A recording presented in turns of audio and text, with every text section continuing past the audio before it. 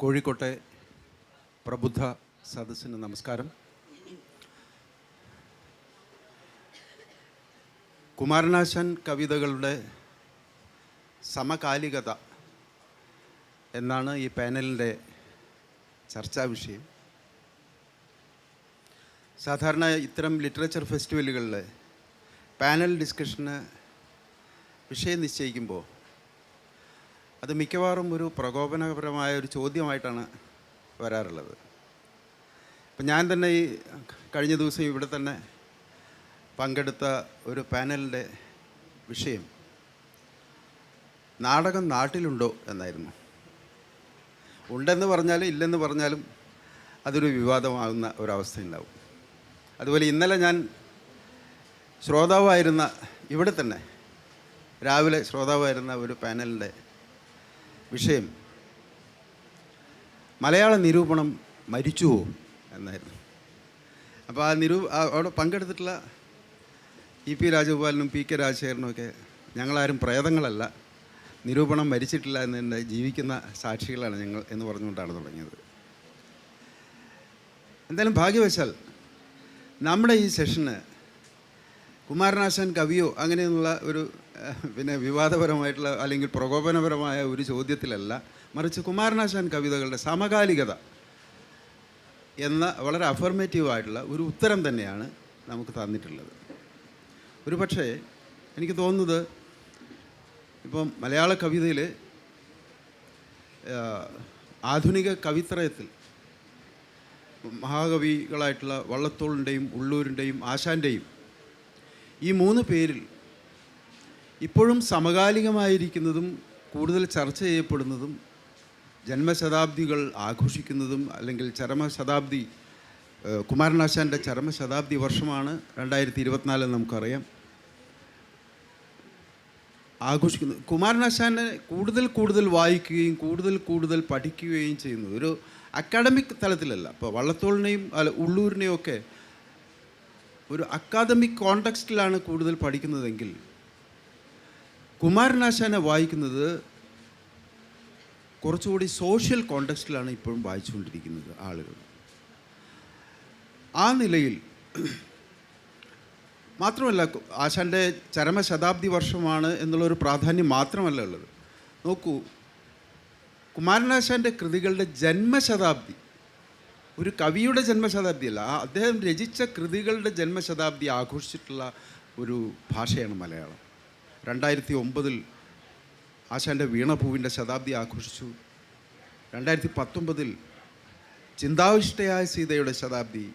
കേരളം മുഴുവൻ തെരുവുകൾ പോലും കാവ്യ പാഠശാലകളാക്കി മാറ്റിക്കൊണ്ട് ചിന്താവിഷ്ടയായ സീതയുടെ ശതാബ്ദി ഒരു പ്രത്യേക കോണ്ടെക്സ്റ്റ് ആയിരുന്നു കേരളത്തിൽ. അക്കാലത്ത് എനിക്ക് തോന്നുന്നത് ശബരിമല പ്രവേശനവുമായി ബന്ധപ്പെട്ട സുപ്രീം കോടതി വിധിയും അതുമായി ബന്ധപ്പെട്ട സ്ത്രീ വിമോചന ചർച്ചകളും വളരെ വ്യാപകമായിരുന്ന കേരളത്തിൽ ചിന്താവിഷ്ടയായ സീത ക്ലാസ് റൂമിൽ നിന്ന് പുറത്തേക്ക് വരികയും തെരുവോരങ്ങളിൽ വായിക്കുകയും വ്യാഖ്യാനിക്കപ്പെടുകയും ചെയ്യുന്ന ഒരവസ്ഥയുണ്ടായി. ഇപ്പം കൽപ്പറ്റ നാരായണ മാഷ് തന്നെ എത്രയോ സ്ഥലങ്ങളിൽ ചിന്താവിഷ്ടയായ സീതയെക്കുറിച്ചുള്ള പുതിയ വ്യാഖ്യാനങ്ങളും ആഖ്യാനങ്ങളും ചെയ്യുകയുണ്ടായി. 2022 ദുരവസ്ഥ, ചണ്ടാല ഭിക്ഷുകി എന്നീ കൃതികളുടെ ശതാബ്ദി വന്നു. പ്രത്യേകിച്ച് മലബാർ കലാപത്തിൻ്റെ നൂറ്റാണ്ട് തികയുന്ന സാഹചര്യത്തിൽ ദുരവസ്ഥ സവിശേഷം ചർച്ചയായി കേരളത്തിൽ. ചണ്ടാല ഭിക്ഷുകി ഈ ജാത്യാനാചാരങ്ങളുടെയും ഈ ന്യൂനപക്ഷ വേട്ടയുടെയും പശ്ചാത്തലത്തിൽ ആശാൻ്റെ ഈ കൃതി ചണ്ടാല ഭിക്ഷുകി ചർച്ചയായി. 2023 കരുണയുടെ ശതാബ്ദി വരുന്നു. അങ്ങനെ ചുരുക്കത്തിൽ മലയാളത്തിലെ മറ്റേതൊരു കവിയുടെയും കൃതികൾക്ക് ലഭിക്കുന്നതിനേക്കാൾ കൂടുതൽ പ്രാധാന്യവും പ്രാമുഖ്യവും കുമാരനാശാൻ്റെ രചനകൾക്ക് കിട്ടി എന്നുള്ളതൊരു സത്യമാണ്. അത് അക്കാഡമിക് ഇൻട്രസ്റ്റ് മാത്രമായിരുന്നില്ല, ഒരു സോഷ്യൽ ഇൻട്രസ്റ്റ് കൂടി ഉണ്ടായിരുന്നു. അതിന് പ്രധാന കാരണമായിട്ട് എനിക്ക് തോന്നുന്നത് ആശാൻ തൻ്റെ രചനകളിലൂടെ ഉയർത്തിപ്പിടിച്ചിട്ടുള്ള നൈതിക ബോധമാണ്. പ്രത്യേകിച്ച് എന്താ പറയുക, സ്ത്രീ എന്നതായിരുന്നു ആൺകോയ്മയ്ക്കെതിരായിക്കൊണ്ടിട്ടുള്ള ആശാൻ്റെ നിലപാടുകൾ. സ്ത്രീയുടെ ഏറ്റവും അടിസ്ഥാനപരമായിട്ടുള്ള വികാരങ്ങളിൽ നിന്ന് അത് കൽപ്പറ്റ നാരായണ മാഷ് കൂടുതൽ വിശദമായിട്ട് അതിനെക്കുറിച്ച് പറയും. മലയാള സ്ത്രീയുടെ കേരളത്തിൻ്റെ സ്ത്രീ എന്ന് മാത്രമല്ല മാനവികമായ സ്ത്രീയുടെ അവസ്ഥകളെക്കുറിച്ചുള്ള ആശാൻ്റെ ഉത്കണ്ഠകൾ അതിനൊക്കെ കൂടുതൽ നമ്മുടെ കോണ്ടെക്സ്റ്റ് പ്രാധാന്യം കൊടുത്തുകൊണ്ടിരിക്കുന്ന ഒരു കാലഘട്ടമാണ്.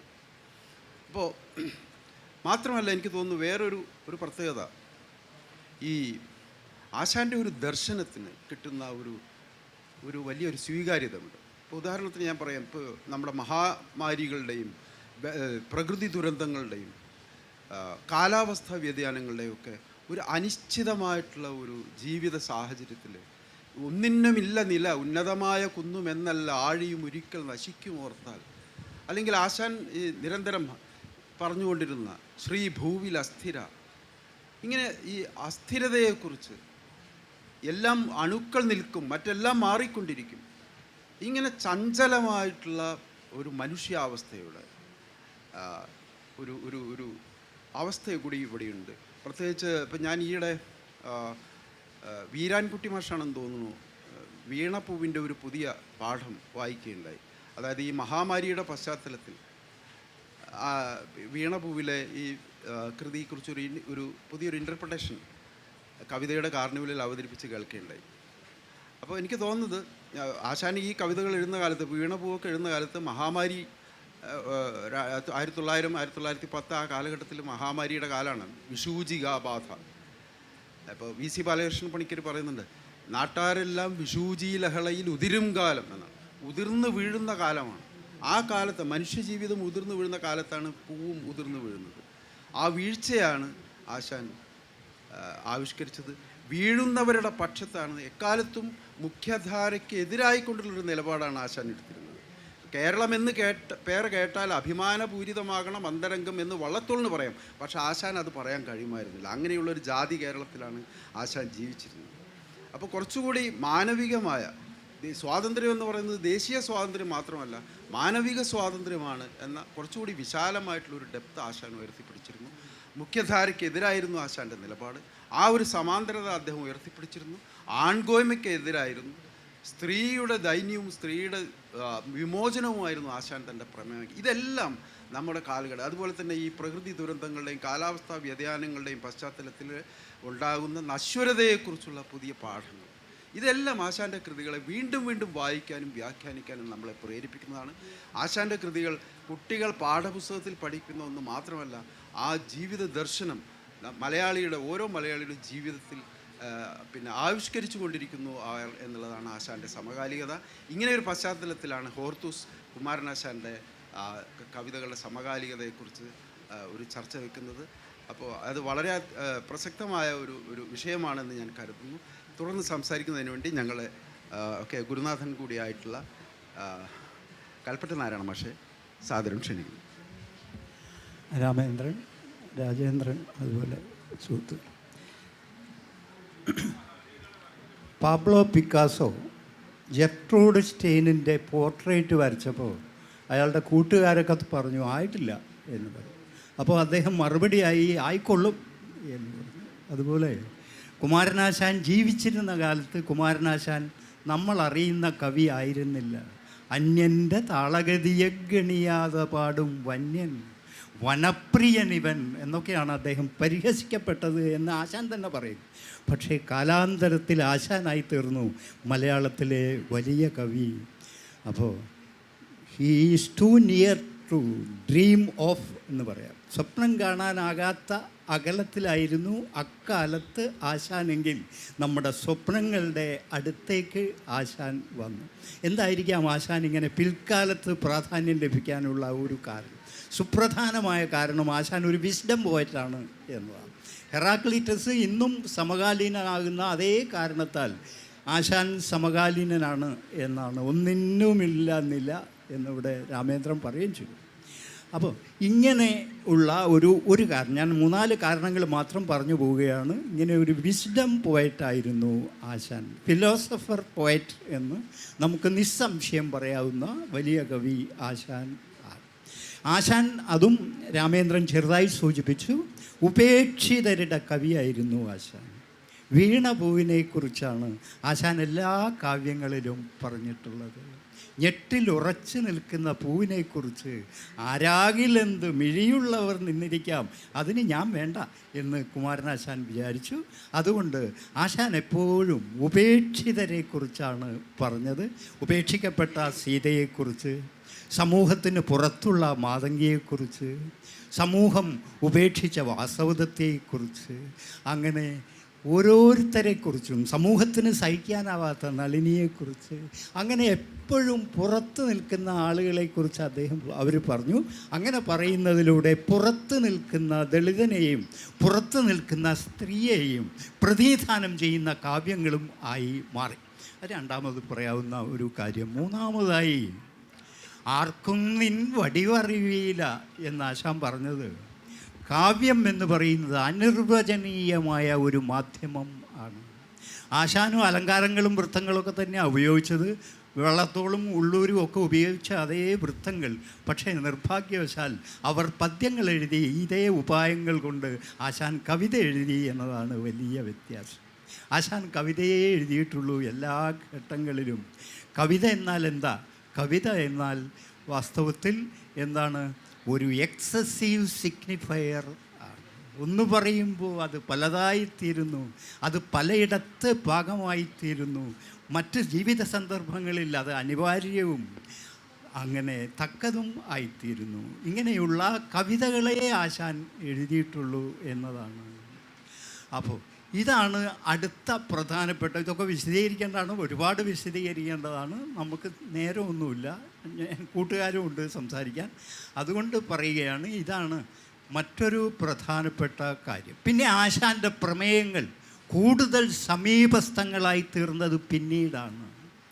ജാതി, ദളിതൻ, സ്ത്രീ, ഈ പ്രശ്നങ്ങൾ. അതിൽ സ്ത്രീ വളരെ പ്രധാനമാണ്. അത് മാത്രം ഞാൻ പറഞ്ഞു പോകുന്നു.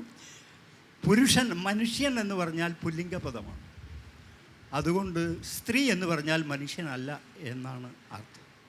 അങ്ങനെ മനുഷ്യനല്ലാത്ത സ്ത്രീയെ, അവൾക്ക് പ്രാതിനിധ്യമില്ല എന്നതുകൊണ്ടാണ് മനുഷ്യനല്ലാതായിത്തീരുന്നത്. പ്രാതിനിധ്യത്തിൻ്റെ ന്യായമാകട്ടെ മനുഷ്യൻ പുല്ലിംഗപദമാണ് എന്നതും ആണ്. അപ്പോൾ കുമാരനാശാൻ തൻ്റെ കഥാപാത്രങ്ങളിൽ സ്ത്രീക്ക് പ്രാധാന്യം കൊടുത്തു.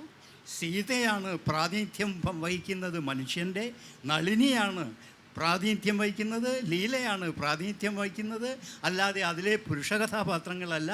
അങ്ങനെ പ്രാതിനിധ്യം വഹിക്കുന്നതോടെ മനുഷ്യനായിത്തീർന്നു സ്ത്രീ കുമാരനാശാൻ്റെ കാവ്യങ്ങളിൽ എന്നതാണ് വളരെ പ്രധാനമായിട്ടുള്ള. I think therefore I am എന്ന് പറയുന്ന തത്വചിന്തയൊക്കെ സീതയിൽ എന്നതുപോലെ മലയാളത്തിൽ മുമ്പ് ഒരു സ്ത്രീയിലും സാക്ഷാത്കരിക്കപ്പെട്ടിട്ടില്ല.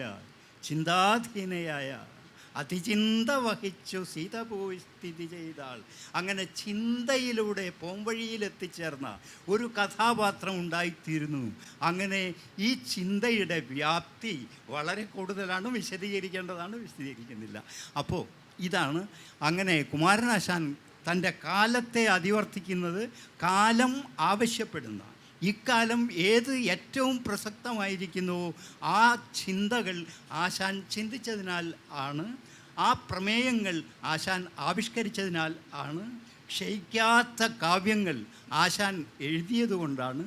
ഈ എക്സസീവ് സിഗ്നിഫയർ അല്ലാത്ത ഒറ്റകൃതിയും ആശാൻ എഴുതിയിട്ടില്ല എന്ന കാരണത്താലാണ് ഞാൻ അനാഗതമായ കാലത്തിൻ കവി എന്ന് ആശാൻ പറഞ്ഞിട്ടില്ലെങ്കിലും ആശാൻ്റെ കൃതികൾ അത് പറഞ്ഞുകൊണ്ടിരിക്കുന്നു. അതങ്ങനെ ഈ പ്രമേയങ്ങളൊക്കെ അവസാനിച്ചാലും അദ്ദേഹത്തിൻ്റെ കവിത്വത്തിൻ്റെ ഊർജം അവസാനിക്കാത്തിടത്തോളം അത് നിലനിൽക്കും എന്നതാണ് പ്രധാനം. അതിനുള്ള മൗലികമായ കാരണം അദ്ദേഹം ഒരു വിസ്ഡം പോയറ്റാണ് എന്നത്. പ്രിയപ്പെട്ട മനോജ് കുറൂർ, പ്രിയപ്പെട്ടവരെ, ആശാൻ കവിതകളുടെ സമകാലികത എന്ന് പറയുമ്പോൾ വാസ്തവത്തിൽ സമകാലികത എന്ത് എന്ന് പറയുന്നൊരു പ്രശ്നം തന്നെ പ്രധാനമാണ്. തൽക്കാലം അതിൻ്റെ ഒരു ഡിസ്കഷനിലേക്ക് പോകുന്നില്ല. കാരണം നമ്മൾ ജീവിച്ചിരിക്കുന്ന കാലമാണോ സമകാലികം, അതോ നമ്മളുടെ സെൻസിബിലിറ്റിയിൽ നമ്മൾ അഡ്രസ്സ് ചെയ്യാൻ ശ്രമിക്കുന്ന ഒരു കാലമാണോ സമകാലികം എന്ന ഒരു സംഗതിയുണ്ട്, പ്രത്യേകിച്ച് സാംസ്കാരികമായ കാര്യങ്ങളെക്കുറിച്ച് പറയുമ്പോൾ. കാരണം വെച്ചാൽ ഇപ്പോൾ കുമാരനാശാനെക്കുറിച്ച് തന്നെ ജോസഫ് മുണ്ടശ്ശേരി പറഞ്ഞൊരു പ്രധാനപ്പെട്ട സംഗതി ആശാൻ്റെ സ്വകാല വിലംഘിയായ വീക്ഷണഗതി എന്നാണ്. സ്വന്തം കാലത്തെ ലംഘിച്ചുകൊണ്ട് മുന്നോട്ട് പോകാൻ പ്രാപ്തിയുള്ള ആ വീക്ഷണഗതി എന്നാണ് മുണ്ടശ്ശേരി പറഞ്ഞത്. വാസ്തവത്തിൽ ഇത് പ്രധാനപ്പെട്ട ഒരു വലിയ കവികളുടെ എല്ലാ ഒരു പ്രത്യേകതയാണ്. ഒരു കവിതയും അവസാനിക്കുന്നില്ല, ഒരു കവിയുടെയും ജീവിതം പൂർണ്ണമാകുന്നില്ല എന്ന് പോൾ വലേറി പറഞ്ഞ ഒരു സംഗതി. അത് നമുക്ക് കുമാരനാശാനെ ആണ് അതിന് ഏറ്റവും പറ്റിയൊരു ഉദാഹരണമായി പറയാൻ പറ്റുകയെന്ന് തോന്നുന്നു. എനിക്ക് ഒരു 2-3 കാര്യങ്ങൾ വളരെ ചുരുക്കി പറയാൻ മാത്രമേ ഉള്ളൂ. അതിൽ ഏറ്റവും പ്രധാനമായിട്ടുള്ളത്, നമ്മളിപ്പോൾ പാശ്ചാത്യ സംഗീതത്തിൻ്റെ ചരിത്രം എടുത്താൽ, കവിതയെക്കുറിച്ചല്ല വേറൊരു കാര്യം പറയാം, പാശ്ചാത്യ സംഗീതത്തിൻ്റെ ചരിത്രം എടുത്താൽ അതിൽ ഒരു ഘട്ടത്തിൽ വെച്ചിട്ട് ഈ കൺസണൻറ്റ് സൗണ്ട്സിൻ്റെ ഒപ്പം തന്നെ ഡിസണൻസ് സൗണ്ട്സിനും പ്രാധാന്യം കിട്ടുന്നൊരു കാലം വരികയാണ്. കൺസണൻസിനൊപ്പം തന്നെ ഡിസണൻസിനും പ്രാധാന്യം വരുന്നൊരു ഘട്ടമുണ്ട്. ഈ ഡിസണൻസിന് എന്തുകൊണ്ട് പ്രാധാന്യം വരുന്നു? അതായത് കൺസണൻസ് എന്ന് പറയുമ്പോഴേക്കും കേട്ടാൽ വളരെ ശ്രുതിമധുരമായ, പെട്ടെന്ന് തന്നെ നമുക്ക് ഒരു പ്ലീസിങ് മൈൻഡ് ആയിട്ട് നമ്മളെ ആ ഒരു തലത്തിൽ നിർത്താൻ പറ്റുന്ന ഒരു സ്പേസിലേക്ക് എന്തുകൊണ്ട് ഡിസണൻസ് എന്ന് പറയുന്ന സംഗതി വരുന്നു? വേറൊന്നുമല്ല, സംഘർഷം ക്രിയേറ്റ് ചെയ്യുന്നതിന് വേണ്ടിയിട്ടാണ്. എന്ന് പറഞ്ഞ പോലെ തന്നെ ഒരു സംഘർഷ ആശാൻ കവിതയിൽ ആ കാലഘട്ടത്തിൽ തന്നെ രൂപപ്പെടുന്നുണ്ട് എന്നുള്ളതാണ് ഒരു പ്രധാനമായിട്ട് തോന്നുന്ന കാര്യം. കാരണം വെച്ചാൽ ഇപ്പോൾ ഒരു ഉദാഹരണം പറഞ്ഞാൽ, ആശാൻ എപ്പോഴും ഈ സംഘർഷത്തിനാണ് പ്രാധാന്യം കൊടുത്തിരുന്നത്. അദ്ദേഹത്തിൻ്റെ പ്രരോദനത്തിൽ ഈ കാളിദാസൻ ആണ് AR രാജരാജവർമ്മ സ്വർഗത്തിലേക്ക് ചെല്ലുകയാണ്. ആ സമയത്ത് കാളിദാസനാണ് AR രാജരാജവർമ്മയെ സ്വീകരിക്കുന്നത്. വെച്ചാൽ ARൻ്റെ മരണത്തിലെഴുതിയ കാവ്യമാണല്ലോ. അപ്പോൾ അതിൽ പറയുന്നൊരു പ്രധാന കാര്യമുണ്ട്, ഏകാന്തം സുഖമിങ്ങ് ദുഃഖമഴലാം താഴത്തമോ ഭൂമി നിത്യമഴലാം താഴത്തമോ ഭൂമിയിൽ പോകാസക്തി തമപ്രകാശ ശബളശ്രീയൊത്ത മധ്യോർവിയിൽ ഛേകാത്മാ ചലഭോഗഭൂവിൽ നിമിഷം തോറും രസോന്മേഷിയാം ശ്രീകാളും രസകാമധേനു രസയാം നിത്യം ഓർക്കിൽ കവിക്കെന്നുമേ എന്നാണ് അദ്ദേഹം എഴുതിയത്. സംഗതി ഇത്രേ ഉള്ളൂ, സ്വർഗത്തിലെന്നും സുഖമാണ്, നരകത്തിലെന്നും ദുഃഖമാണ്. ഇതിനിടയ്ക്കുള്ള ഭൂമി തമപ്രകാശ ശബളശ്രീയൊത്ത മധ്യോർവിയാണ് കവിയുടെ വിഹാരരംഗം. അതാണ് രസകാമധേനുവായ ഭൂമിയാണ്. അതിലാണ് സഹൃദയരും രസിക്കുന്നത് എന്ന് അദ്ദേഹം അക്കാലത്ത് തന്നെ പറയുന്നുണ്ട്. അപ്പോൾ ഈ ഒരു സംഘർഷം, അതായത് ജീവിതത്തിലെ ഈ സംഘർഷം, അതായത് സുഖദുഃഖങ്ങൾ ഇടകലർന്ന തമസ്സും അതേപോലെ തന്നെ പ്രകാശവും ഇടകലർന്ന ഈ ജീവിതത്തിൻ്റെ സംഘർഷം അദ്ദേഹത്തിൻ്റെ രൂപതലത്തിൽ തന്നെ, അതായത് കവിതയുടെ രൂപതലത്തിൽ തന്നെ അത്തരത്തിലൊരു സംഘർഷം കൊണ്ടുവന്നാണ് ഏറ്റവും പ്രധാനം തോന്നുന്നത്. കാരണം വെച്ചാൽ നമുക്ക് ആശാങ്കത വായിക്കുമ്പോൾ ഒരു എരിപൊരി സഞ്ചാരം പോലൊരു അവസ്ഥ അനുഭവപ്പെടും. അതായത് ദർശനം കൊണ്ട് മാത്രമല്ല, അതിൻ്റെ ഒരു ഫോമും അതിൻ്റെ അല്ലെങ്കിൽ ഇപ്പോൾ വൃത്തഘടന പോലും അതിൽ പ്രധാനമാണെന്ന് തോന്നുകയാണ്. കാരണം വെച്ചാൽ അതിൽ ഈ വൃത്തത്തിൻ്റെ സ്വാഭാവികമായ ഒരു ഒഴുക്കിന് പകരം വാക്യഘടന വളച്ചു കെട്ടിയാണ് പലപ്പോഴും അദ്ദേഹം പ്രയോഗിക്കാറുള്ളത്. ഒരു ഉദാഹരണം പറഞ്ഞാൽ, നമുക്കെല്ലാവർക്കും അറിയുന്ന ഓതി നീണ്ട ജടയും നഖങ്ങളും, അപ്പോൾ അത് തമാശയായിട്ട് പോലും പറയാറുണ്ട്, ഓതി നീണ്ട ജടയും നഖങ്ങളും ഭൂതിയും ചിരതപസ്വി എന്നതും ദ്യോതമാനമുടൽ നഗ്നമൊട്ട് ശീതാതപാദികളെ അവൻ ജയിച്ചതും. ആ ശ്ലോകം മുഴുവൻ എടുത്തിട്ട് ഏറ്റവും അവസാനത്തേക്ക് എത്തിക്കണം ഓതി എന്നുള്ള വാക്ക്. ആ രീതിയിലുള്ള ഘടനകളാണ് ആശാൻ്റെ വാക്യഘടനയിലുണ്ട്, ശബ്ദഘടനയിലുണ്ട്. അതുകൊണ്ടാണ് ഇപ്പോൾ ദുഷ്ടക്കാലം സ്പഷ്ടം ഭൂമി മറക്കിൽ ഇന്ദു തെളിയും എന്ന് പറയുന്ന ആ ശ്ലോകത്തിൽ ദുഷ്ടക്കാലം എന്ന് ആശാൻ പ്രയോഗിക്കുന്നുണ്ട്. ദുഷ്ടക്കാലം എന്ന് പറഞ്ഞാൽ അതിന് വള്ളത്തോൾ അദ്ദേഹത്തെ വിമർശിക്കുന്നുണ്ട് അങ്ങനെ പ്രയോഗിച്ചതിൽ. കാരണം എന്താ വെച്ചാൽ അത് വ്യാകരണ സാധുവായിട്ടുള്ള പ്രയോഗമല്ല, ദുഷ്ടകാലം എന്നേ പാടുള്ളൂ എന്ന് പറഞ്ഞിട്ട്. ഇവിടെയൊക്കെ കാണാം ഈ ഡിസോണൻസ് സൗണ്ട്സിൻ്റെ ഒരു പ്രാധാന്യം. ചിലപ്പോൾ മനസ്സുഖം വേറൊന്ന് മനോഖക എന്നുള്ളത് മനഃഖക എന്നാക്കുന്നിടത്ത്. അപ്പോൾ അതായത് അവിടെ മനോഖക എന്നുള്ളതാണ് കേൾക്കാൻ ഭംഗിയുള്ള വാക്കെന്ന് പറയുമ്പോൾ ശ്രീനാരായണ ഗുരു പറയുന്നുണ്ട് അങ്ങനെയല്ല, അത് കേൾക്കാൻ ഭംഗിയുണ്ടെന്ന് വിചാരിച്ചിട്ട് വാക്ക് മാറ്റാൻ പാടില്ല എന്ന് പറഞ്ഞിട്ട് അവസാനം മനഃഖക എന്ന് തന്നെ ആക്കുകയാണ് ആശാൻ. ഞാൻ പറഞ്ഞു വെച്ചാൽ ഈ രീതിയിൽ ഇതിൻ്റെ ഫോമിൻ്റെ ആ ഒരു ഫോമിൽ തന്നെ ആ ഒരു സംഘർഷം, പ്രത്യേകിച്ച് നമുക്കിപ്പോൾ ഒരു വൃത്തത്തിൻ്റെ കാര്യത്തിൽ അപരവക്ത്രം പോലൊരു വൃത്തം സാധാരണ വൃത്തമഞ്ജരിയിൽ അതിൻ്റെ ഉദാഹരണം പോലും കൊടുത്തിട്ടില്ല. ആ രീതിയിൽ അപ്രധാനമായിട്ട് കണക്കാക്കുന്ന അപരവക്ത്രം പോലൊരു വൃത്തത്തിലാണ് ലീലയുടെ ആദ്യത്തെ സർഗം എഴുതിയിട്ടുള്ളത്. അപ്പോൾ ഈ രീതിയിൽ ഇദ്ദേഹം ഓരോ ഘടകത്തിലും അക്ഷരം മുതൽ വാക്യഘടന വരെയുള്ള നിരവധി ഭാഷാപരമായിട്ടുള്ള ഘടകങ്ങളിലും അതേപോലെ തന്നെ ആശയപരമായിട്ടുള്ള സ്ഥലങ്ങളിലും അതെ ഈ സംഘർഷമാണ്.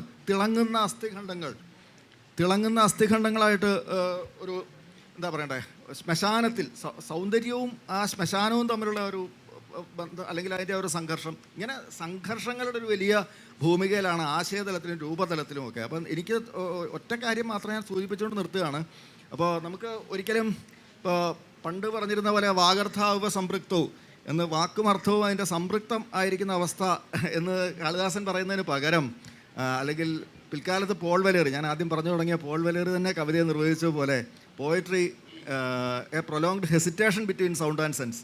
ഒരു പ്രൊലോങ്ഡ് ഹെസിറ്റേഷനാണ് സൗണ്ടും സെൻസും തമ്മിലുള്ളൊരു വലിയ എന്താ പറയുക, തമ്മിൽ ചേരാനായിട്ട് ഇങ്ങനെ ബുദ്ധിമുട്ടി നിൽക്കുന്ന ആ ഒരു ഇടർച്ച നമുക്ക് ആശാൻ്റെ കവിതകളിൽ ഏത് ഘട്ടത്തിലും കാണാൻ പറ്റും. അത് ഈ ശബ്ദവും അർത്ഥവും തമ്മിലുള്ള ബന്ധത്തിലായാലും, അതുപോലെ തന്നെ വൃത്തവും അതായത് മെട്രിക്കൽ യൂണിറ്റും സെമാൻറ്റിക് യൂണിറ്റും വാക്യഘടനയും തമ്മിലുള്ള ബന്ധത്തിലായാലും, ആശയതലത്തിലായാലും, അവിടെയൊക്കെ ഈ പറഞ്ഞ സംഘർഷം, ഈ ഇത്തരത്തിലുള്ളൊരു സംഘർഷം ആ കാലത്ത് തന്നെ അത്ര പ്രധാനമായിട്ട് ഈ പോയറ്റിക്കായിട്ട് തന്നെ, കാവ്യാത്മകമായിട്ട് തന്നെ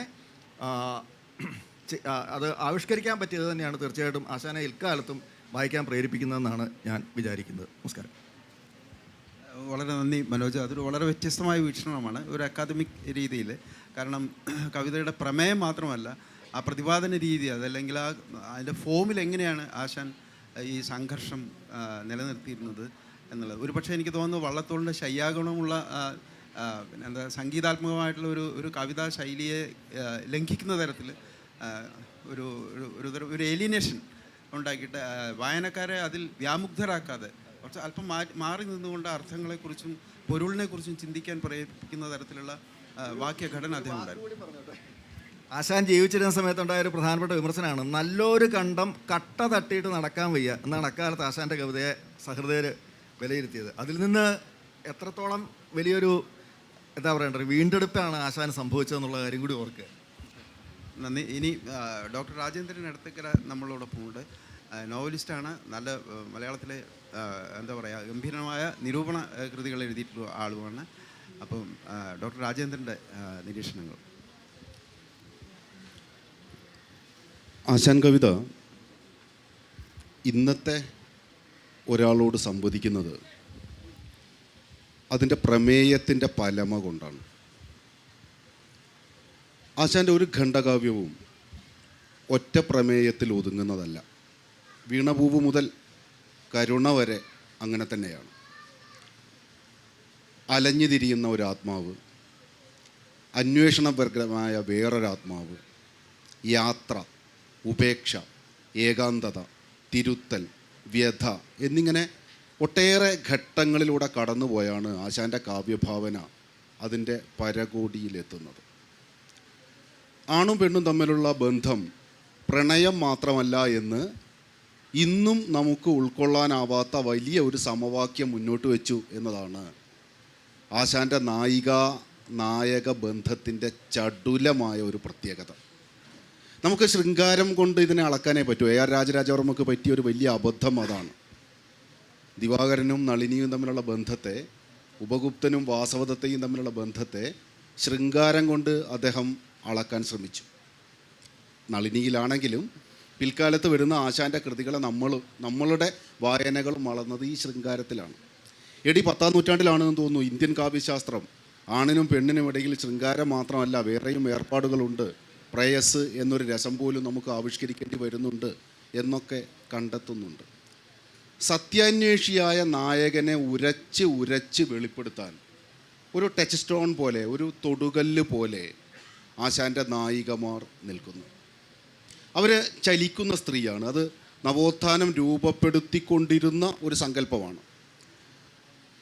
ആ സ്ത്രീയെ എവിടെയെങ്കിലും അങ്ങോട്ട് ചെന്ന് കാണേണ്ട ഒന്നല്ല, ഇല്ലത്ത് പാർക്കുന്ന ഒന്നല്ല, വീട്ടിലുള്ള ഒന്നല്ല, വീട് വിട്ട് പുറത്തേക്ക് നടക്കുന്ന, സ്വന്തം കാലിൽ വിശ്വസിക്കുന്ന, ചലിക്കുന്ന ഒരു അസ്തിത്വം ആണ് അത്. പലപ്പോഴും ആശാൻ്റെ ഖണ്ഡകാവ്യങ്ങളിൽ ഒരാളെ സ്വന്തമാക്കാൻ ആഗ്രഹിക്കുന്നു. എന്നാൽ അന്യരുടെ ഗുണത്തിന് വേണ്ടി ആയുസ്സും വപുസ്സും തപസ്സും ബലി ചെയ്യുന്ന മറ്റൊരാൾ അയാളെ തിരുത്തുന്നു. അങ്ങനെ ഒരാളെ സ്വന്തമാക്കുന്ന പ്രണയത്തെക്കാൾ എത്രയോ വലുതാണ് ഒരാൾക്ക് ലോകത്തെ തന്നെ സ്വന്തമാക്കാൻ കഴിയുന്ന മറ്റ് ചില ബന്ധങ്ങൾ എന്ന് വരുന്നു. ആശാനെ വായിച്ചപ്പോൾ നമ്മളൊക്കെ ഈ പ്രണയം എന്ന കല്ലിൽ തടഞ്ഞ് വീണിട്ടുണ്ട്. ആശാൻ്റെ നായകന്മാർക്കൊക്കെ നായികമാരെ പേടിയാണ് എന്നും അവരെ കണ്ട് ഒളിച്ചോടുന്നവരാണ് ആശാൻ്റെ നായകന്മാർ എന്നും മലയാളത്തിലെ നിരൂപണം ആശാനെ കുറ്റം പറയാനും ശ്രമിച്ചിട്ടുണ്ട്.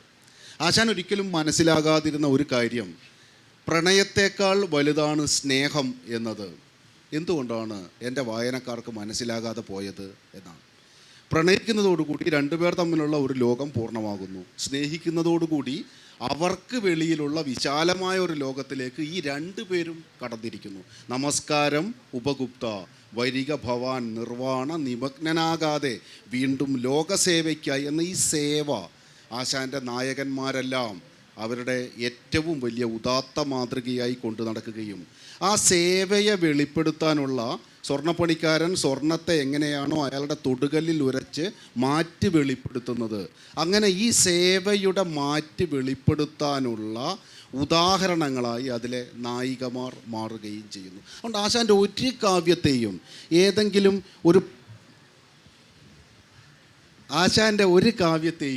ഏതെങ്കിലും ഒരു പ്രമേയത്തിൻ്റെ ഒറ്റ കുറ്റിയിൽ കെട്ടിയിടാനാവില്ല എന്നുള്ളതാണ്. ഒന്നല്ല, പലതാണ്. ഇക്കാലത്തിൻ്റേതല്ല, മറ്റൊരു കാലത്തിൻ്റേത് കൂടിയാണ് ആശാൻ എന്നതാണ് ആശാൻ്റെ സമകാലികതയെ നിശ്ചയിക്കുന്ന ഏറ്റവും പ്രധാനപ്പെട്ട ഒരു ഘടകം. അതുകൊണ്ടാണ് AR രാജരാജവർമ്മയ്ക്ക് ആശാനെ മനസ്സിലാകാതെ പോയത്. അതുകൊണ്ടാണ് നേരത്തെ മനോജ് കുറൂർ പറഞ്ഞ നല്ല കണ്ടം കട്ട തടഞ്ഞിട്ട് നടക്കാൻ വയ്യ എന്ന് പറഞ്ഞതാരാണെന്നറിയോ? ഉള്ളൂരാണ്. ഉള്ളൂർ നടത്തിയൊരു പ്രസംഗത്തിൽ, പക്ഷേ ഉള്ളൂർ പിന്നീട് അഭിപ്രായം തിരുത്തി ഇത് മലയാള മനോരമ റിപ്പോർട്ട് ചെയ്തിട്ടുണ്ട്. മലയാള മനോരമയാണോ കേരള കൗമുദിയാണോ എന്ന് എനിക്ക് ഓർമ്മയില്ല, ഒരു പത്രം റിപ്പോർട്ട് ചെയ്തിട്ടുമുണ്ട്.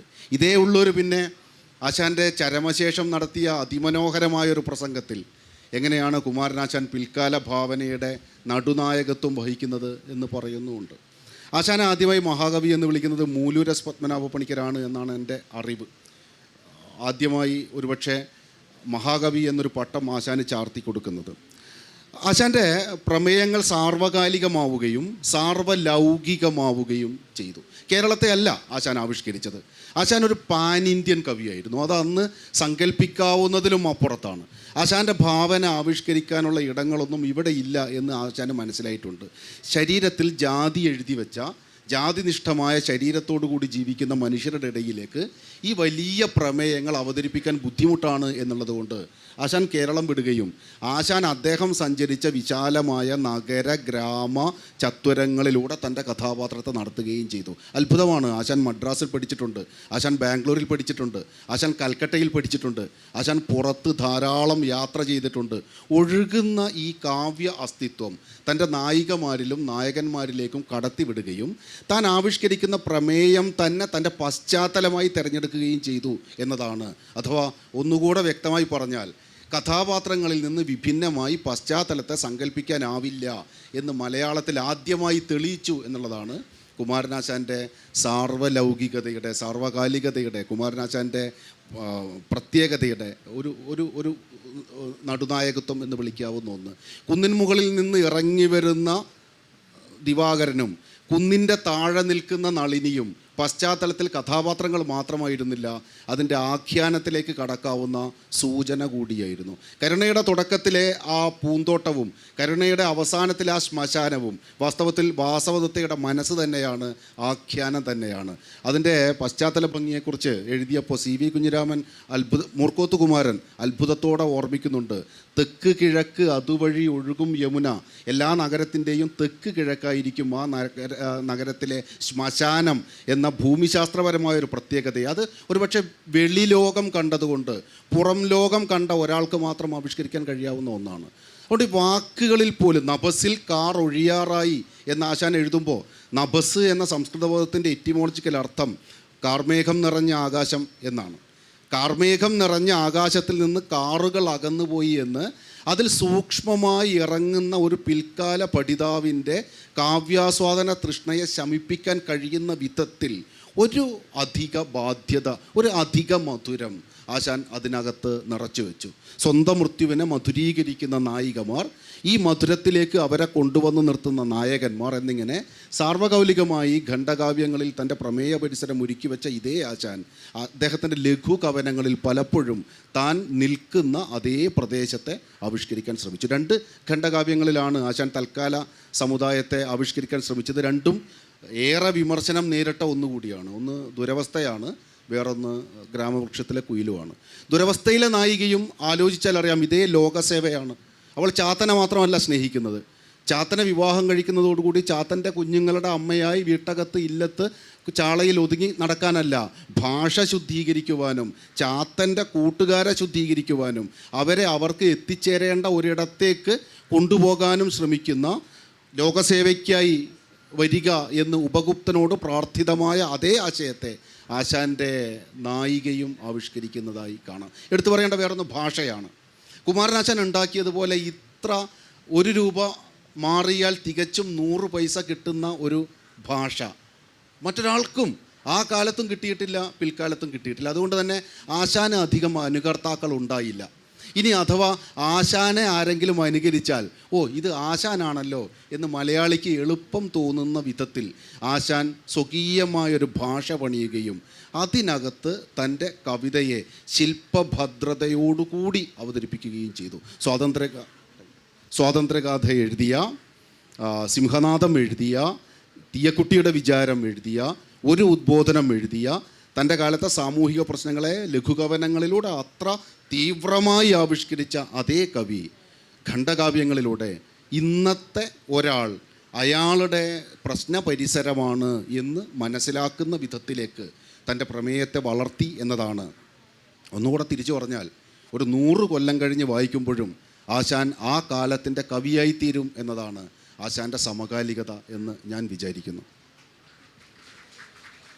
രാജേന്ദ്രൻ്റെ ഒരാശയത്തെ പിന്തുടർന്ന് പറയുകയാണ്, ആണ് ആണിനെ സ്നേഹിക്കുന്നു, ആണ് പെണ്ണിനെ സ്നേഹിക്കുന്നു, പെണ്ണ് പെണ്ണിനെ സ്നേഹിക്കുന്നു, ഇങ്ങനെ പല അനുരാഗങ്ങൾ. ആശാൻ അതിൽ സാപ്പിയൻ ലവ് എന്ന് പറയുന്ന ഒന്നാണ് ആവിഷ്കരിച്ചിട്ടുള്ളത്. അതായത് പ്രതിഭയ്ക്ക് പ്രതിഭയോടുള്ള ഒരു ആകർഷണമാണ് അതിൻ്റെ അടിസ്ഥാനം. നളിനിയും ദിവാകരനുമായി അതാണ്, സീതയ്ക്ക് അങ്ങനെ ആയിരുന്നെങ്കിൽ രാമൻ എന്നാണ്. അങ്ങനെ ഓരോ കഥാപാത്രങ്ങളും ഒരു പ്രതിഭാശാലിയോട്, ഇപ്പം മെസ്സിയോട് നമുക്ക് ആരാധന തോന്നുന്നു, ആ ആരാധനയ്ക്ക് ഫലം ഉണ്ടായിട്ടൊന്നുമല്ല. ഹൃദയികൾ ഇങ്ങനെ തന്നെ ധന്യരാം, ഈ സ്നേഹം കൊണ്ട് തന്നെ അവർ സാക്ഷാത്കാരം നേടുന്നു എന്നതാണ്. അങ്ങനെ ഓരോരോ പ്രതിഭാശാലിയോടുള്ള ആരാധന മനുഷ്യർ തമ്മിലാകുമ്പോൾ എങ്ങനെയിരിക്കും? അതൊരു ദുരന്തമായിത്തീരുന്നു ഒടുവിൽ, എങ്കിലും അതൊരു വലിയ അനുഭവം ആയിത്തീരുന്നു. എന്നെ ആ സകലം അറിയുന്നു എന്നതാണ്. അപ്പോൾ ഇങ്ങനെ ഈ പ്രതിഭാശാലിക്ക് പ്രതിഭാശാലിയോട് തോന്നുന്ന സാപ്പിയൻ ലവ് മലയാളത്തിൽ അവതരിപ്പിച്ചത് കുമാരനാശാനാണ്. അത് പിന്നെ ചങ്ങമ്പുഴിയൊക്കെ വളർത്തുന്നുണ്ട്, എന്നാലും വളർന്നില്ല. കുമാരനാശാനിൽ തന്നെയാണ് അതിൻ്റെ സാഫല്യം കാണാം.